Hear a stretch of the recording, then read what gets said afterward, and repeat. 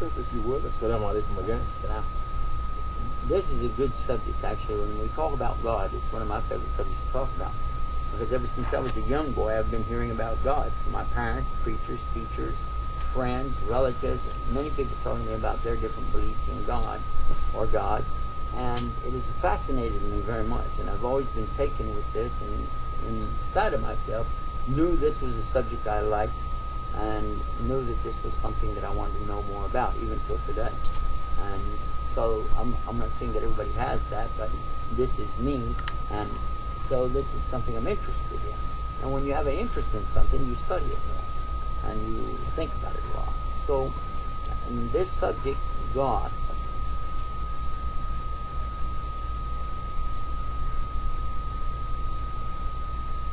well, the word in English, God,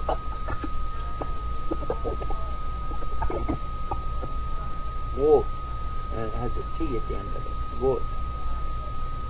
Instead of good, good, good. And the word good comes from this. The word God comes from this. Good.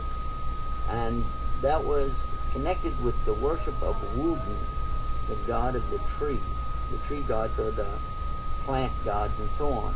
Our word wood comes from this god Wudin. Wudin. And when you say somebody has a wooden head, for instance, or a wooden chair, you're saying Wudin. You're saying that name of that god, or Wud. And so this is not the God. The word God here is not the one which is, of course, in the Abrahamic faith, not from Judaism, not from Christianity, and not from Islam for sure. But anyway, to come to the meaning of this, to believe in God as a God, an entity, is not the same to just say, well, there's something out there. A lot of scientists use that term today. They talk about intelligent design.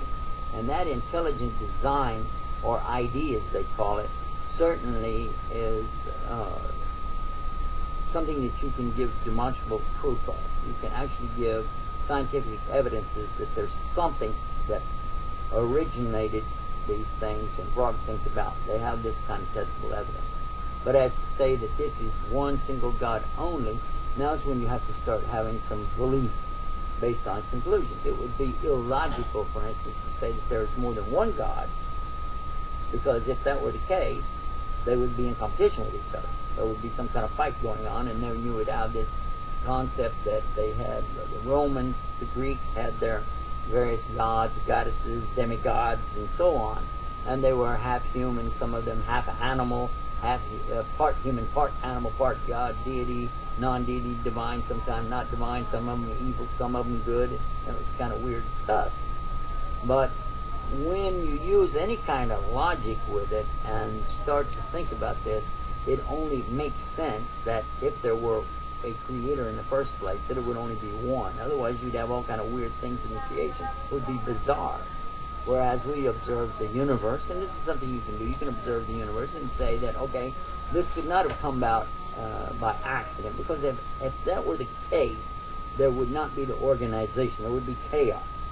You would not find these beautiful spheres rotating and in elliptical orbits, as we've seen through the telescopes and know from the transmissions of these deep space probes that we've sent out into deep space. So for sure we know there's something, and there's organization, pattern.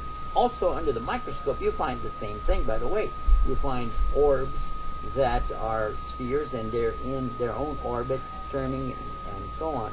When you get from the molecular structure now to the atomic structure, you find again, here we are, and we've got these spheres in orbits and rotating with your neutrons, your electrons, and protons. And that is, again, a scientific demonstrable proof.